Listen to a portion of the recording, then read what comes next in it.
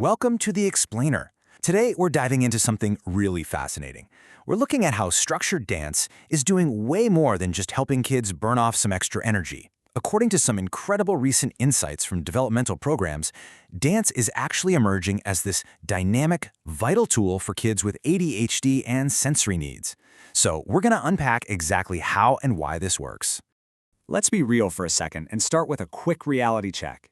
If you have a child with ADHD or sensory processing differences, traditional expectations can feel incredibly heavy. I mean, is sit and focus just a constant uphill battle in your house? Well, you are absolutely not alone. That rigid, seated learning style is often the exact opposite of how these brilliant kids actually process the world around them. So here's our roadmap for today's explainer.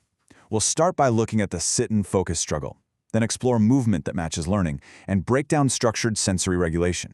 After that, we'll dive into building executive function skills, low-pressure social connections, and finally, wrap up with finding the right program.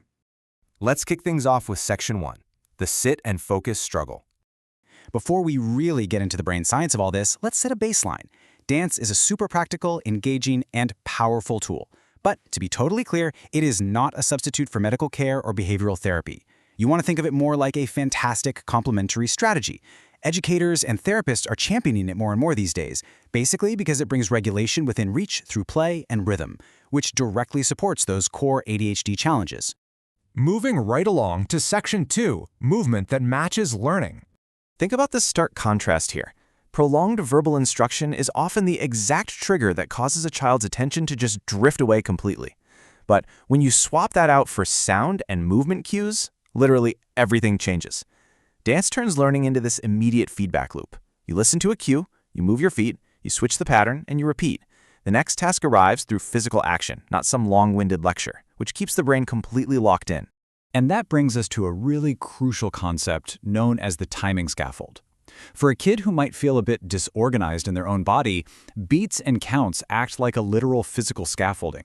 It actually helps them organize themselves in both space and time. Over repeated sessions, this builds up this profound sense of predictability. And if you know kids with sensory sensitivities, you know that predictability is an absolute lifeline. That takes us right into Section 3, structured sensory regulation. We all know that sensory processing differences are definitely not one-size-fits-all, right? Some kids are sensory seekers, meaning they're craving that intense stimulation, while others are avoiders, who get easily overwhelmed by too much noise or physical touch. Well, a well-run dance class dynamically adapts to this. Good instructors can tweak the intensity, the tempo of the music, the expectations around touch, and even the physical space to perfectly match exactly what that child needs in that specific moment. When an instructor makes those smart adaptations, they create what's called a safe container.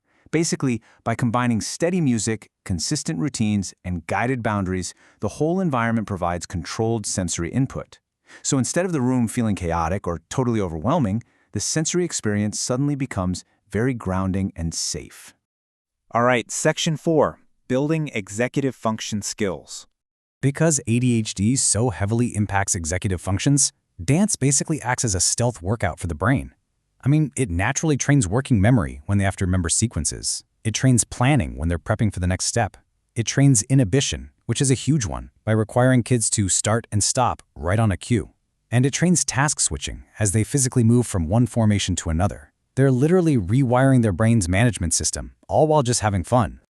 And the best instructors aren't just crossing their fingers and expecting kids to figure it out. They actually reinforce these skills using really clear demonstrations, super short verbal prompts, and strong visual supports, like showing them exactly where to stand or using visual counting patterns.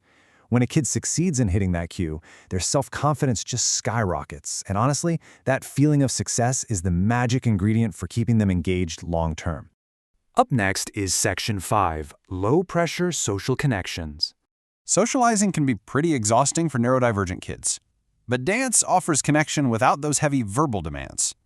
They use strategies like partner-free choreography, mirrored movement where kids can just follow along, and small group formations.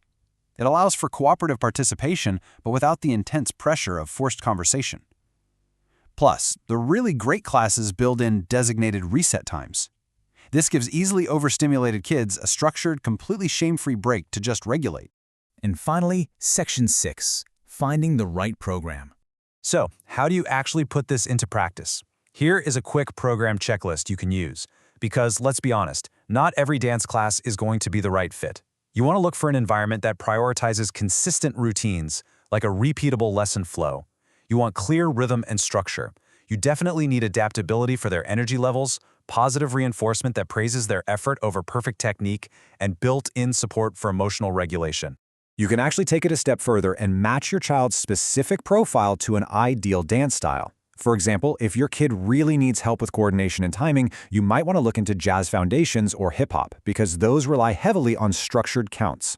On the flip side, if your child really prefers autonomy, like they want to move in their own way but still need clear boundaries, creative movement classes might just be the absolute perfect fit.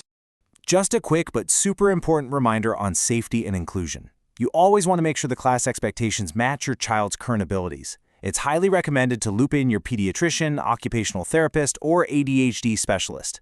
This is especially true if your kiddo deals with frequent sensory overload, sleep issues, anxiety, or specific motor planning challenges. Keep those pros in the loop. So, what are your immediate next steps? First off, take a short trial class. There's no need to commit to a whole year right out of the gate. Second, sit in and actually observe the transitions and pay attention to how the instructor uses cues. And third, be a proactive advocate. Share your child's known triggers and their preferred support systems right up front with the instructor. You'd be amazed at how small, proactive adjustments make a massive difference. I want to leave you with this really powerful thought from our source material today. When implemented thoughtfully, it becomes more than just exercise. And it's so true. Dance is this consistent, incredibly motivating pathway for practicing attention, self-control, and sensory regulation. Ultimately, it is all about turning movement into confidence. Which leads us to a final question for you to ponder. If structured rhythm can effectively organize a child's physical movement in space and time, what other incredible aspects of their cognitive and emotional potential could a simple beat unlock?